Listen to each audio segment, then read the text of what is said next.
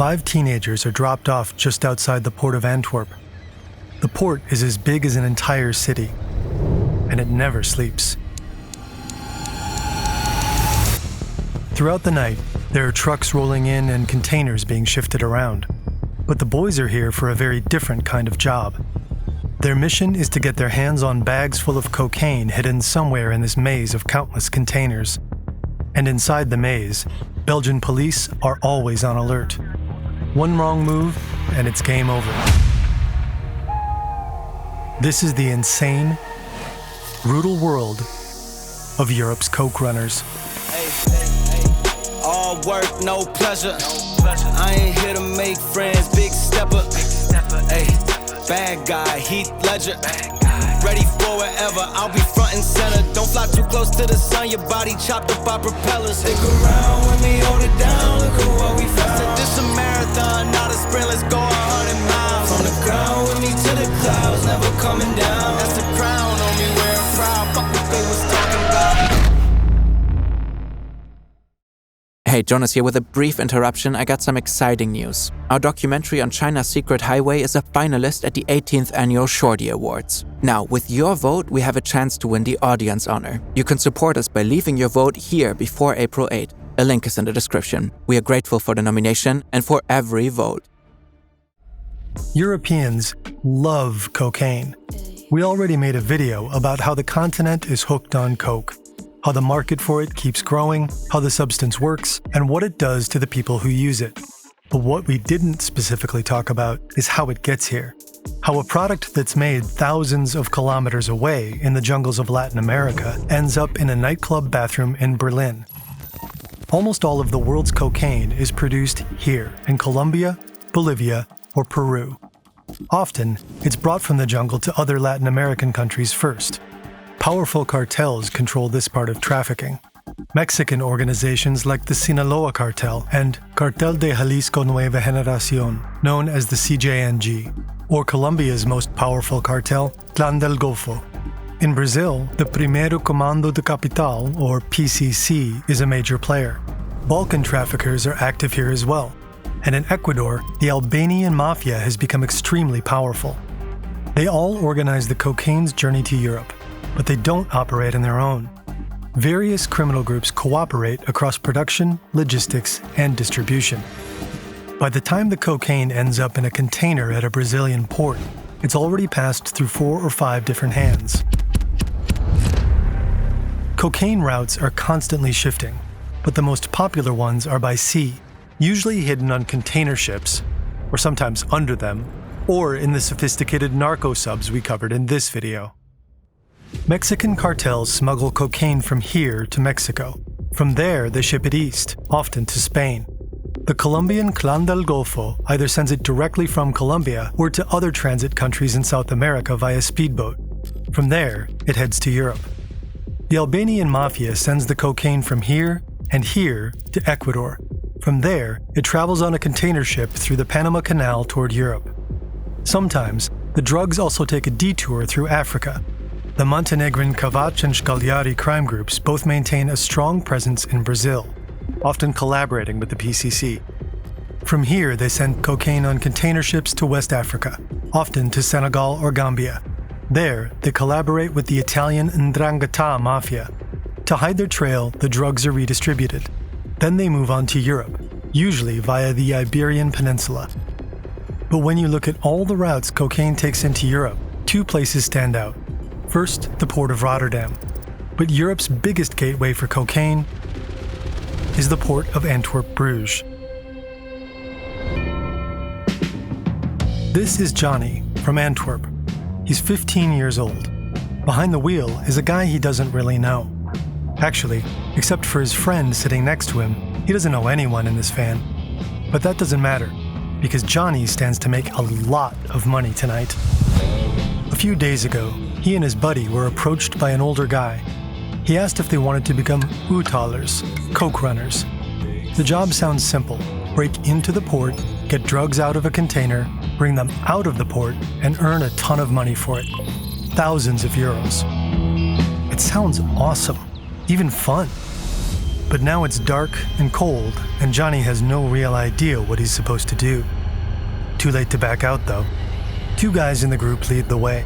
They've done all this before. So after a moment of hesitation, Johnny follows them and climbs over the fence. The port of Antwerp is gigantic. It stretches across an area of over 11,000 hectares. That's bigger than the center of Paris. In 2024, over 13 million containers were handled here. It's a simple calculation. A huge port with lots of cargo also means lots of cocaine. We have a lot of ships entering the port of Antwerp, but also Rotterdam, Hamburg, Le Havre, which import legal goods from South America, from Africa, from far overseas. We sat down with An Berger, a spokesperson for Belgium's federal police, for an exclusive interview. And those criminal organizations, they abuse the legal ways of transporting goods to transport their illegal drugs as well. They always choose the path of the least resistance. In 2024, Belgian customs seized 44 tons of cocaine in the port of Antwerp. But that's probably only a fraction of what moves through here. There's estimations that about 10% of the cocaine that enters the ports in Europe is seized, but nobody's sure. There is a dark number, of course. Have you ever wondered how we make these animations? Well, ask this guy. Oh, hi, I'm Matthias, a motion designer at Fern. While I show you a bit of my workflow, let me quickly tell you about this video's sponsor, Udo. Before I started working at Fern, I ran a small clothing brand in Austria, and getting people to notice you online is really hard. What you need is exposure, and honestly, a good website is still king. Udo is an all-in-one management platform with more than 45 applications. One of its apps is an easy-to-use website builder that lets you create and customize your own site in minutes. You pick the type of site you want, choose a color palette, or add your logo. Add the pages and features you need, and select a theme. That's it. Definitely faster than animating this thing. All you need to do is add content using an intuitive drag and drop function and personalize it. And here's the finished animation. Check out Udo's website builder with the link in the description. The first app is free for life with unlimited hosting and support. And for the website app, you also get a free personalized domain name for 1 year. It's a great way to support our work, and I really wish I would have found Udo a little sooner. Criminal groups go to extreme lengths to ensure their illegal cargo avoids detection. They've reportedly smuggled cocaine in sugar bags, with oranges and bananas, and in backpacks hidden among frozen vegetables. Or they smuggle a liquid form of the drug inside clothing, coal, or plastic. They hide it in cans of joint compound, inside fresh pineapples, even inside individual coffee beans. They might hide it under the floor, behind a wall, or in the engine compartments of refrigerated containers. But even if most cocaine likely slips through, it still sits here, in a container inside the vast port. And getting it out of there to sell it on the streets is a completely different challenge for organized crime. They're always playing a high-stakes cat-and-mouse game with the authorities. They have to stay inventive, constantly finding new approaches. And a few years ago, a new method emerged that completely changed the game. Criminal organizations, they recruit people. We call them coke runners. They're in. Johnny has never seen so many containers in his life. A sea of giant metal boxes stretches out in every direction. Hundreds, if not thousands of containers stacked so high it feels almost unreal. Row after row, wherever he looks. It's overwhelming. How can they find the exact container they're looking for? Luckily, one of the older guys has a phone and is in contact with the client. He sends over a photo that roughly shows the spot plus the coordinates. Time to go. Right turn here. They try to stay quiet, ducking into the shadows, listening for any unusual sounds. Johnny's pulse is racing. He can hear the heartbeat in his ears. After this, it's to the left. Then there should be a red container between blue and yellow ones on the bottom row. And bingo. Johnny and the others probably don't realize just how dangerous this all is. The port's authorities have implemented an array of security measures to combat the surge of coke runners. About exact technologies, I'm not going to give you any information, but we work hard together with everybody. We have a lot of exchange of information. The port is packed with security cameras. Police officers, customs agents, and thousands of workers are in the area every day. The port also relies on smart technology, smart cameras, sensors, and a network of 6 automated drones. They take off from these docking stations and do 18 flights a day. The drones are managed from here, the port's command and control center. It's unclear to what degree these drones aid in catching potential coke runners. Using the cameras inside the drones, port staff can zoom in and out of different areas in the port's infrastructure. Soon, they say, they'll also have autonomous drones, sending back images and data in real time. These drones would feed information straight into Apika, an AI assistant with a 3D interface. Hello, I'm Apika, your virtual assistant monitoring all activities in the port of Antwerp-Bruges. Thanks to a digital network of drones, cameras and sensors inspired by the 5 human senses, I can tell what is happening in the port 24/7. It can analyze the port's activities and acts as its digital nervous system. But first and foremost, the police are doing old-fashioned patrols. The most effective method in catching coke runners is be present in port. That's what our maritime and river police does. They're present all the time. They check upon a lot of people. If there's any suspicious behavior, they know it most of the time. Last year, they checked more than 10,000 people. In 2024, they caught almost 100 alleged coke runners. In 2025, it was nearly double that. Of course, it's unclear how many they didn't catch. And then there's another huge challenge: corruption. It's very difficult to get drugs out of the port without having someone inside the port. So somebody needs to put a container in a certain location, somebody needs to communicate the location to other members of the criminal organization. These insiders move containers so coke runners can access them quickly. For that kind of assistance, port workers can make over 100,000 euros. Preventing corruption is absolutely crucial for port security. If nobody was telling Johnny and the crew where to go, they'd never find their target container. They made it. Now they need to get in. They pull open the doors and see bananas. But right there, among the crates, exactly where they should be, bags, full of cocaine.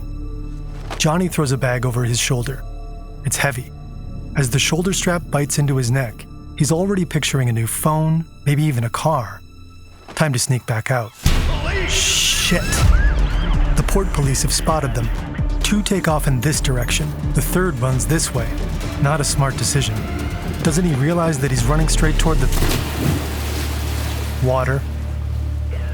Johnny and his friend just stand there, panicked, frozen. These boys are the bottom of the food chain.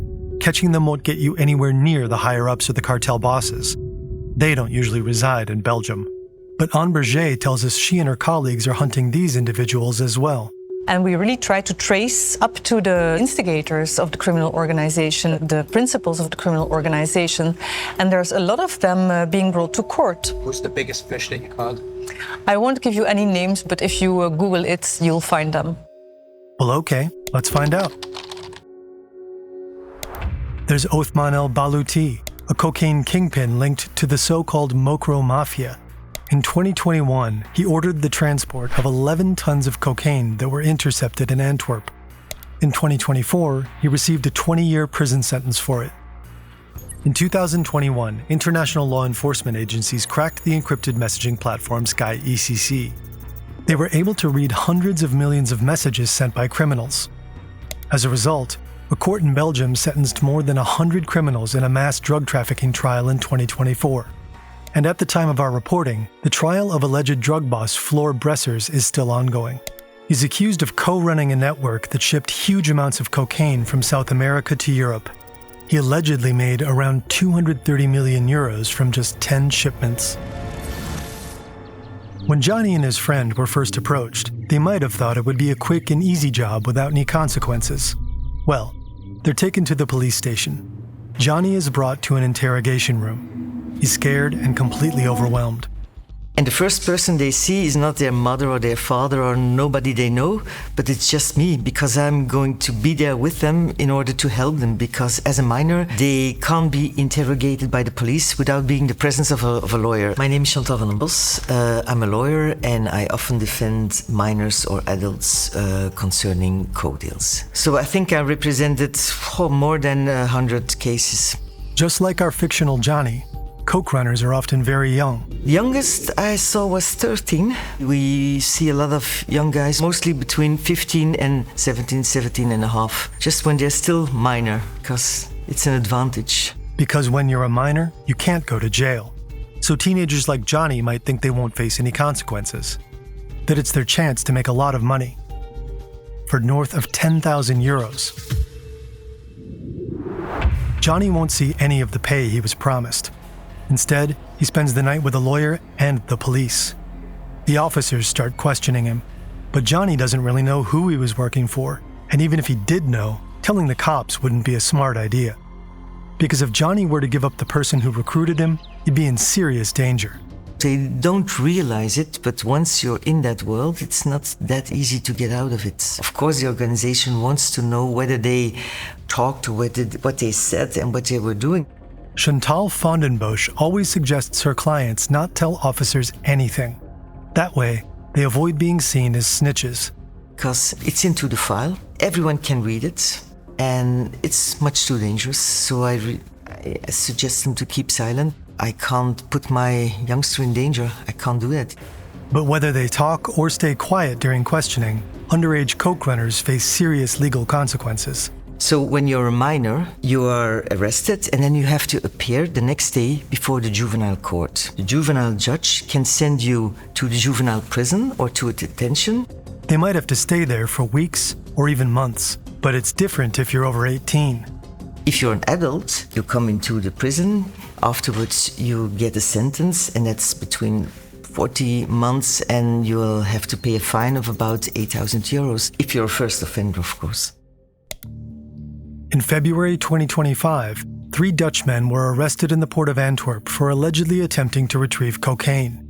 The authorities didn't catch them in action. There was no cocaine on them, but they did have the typical tools of the trade with them. Now they face over 3 years in prison. Belgian authorities are taking a tough approach, hoping it will make an impact. They also want to crack down on the recruiters behind these operations. There's new litigation now, telling that whoever uses minors in order to do something for them, the sentence they get is much higher because of the use of the minors.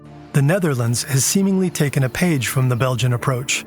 In the past, first-time offenders usually just got community service or a suspended sentence.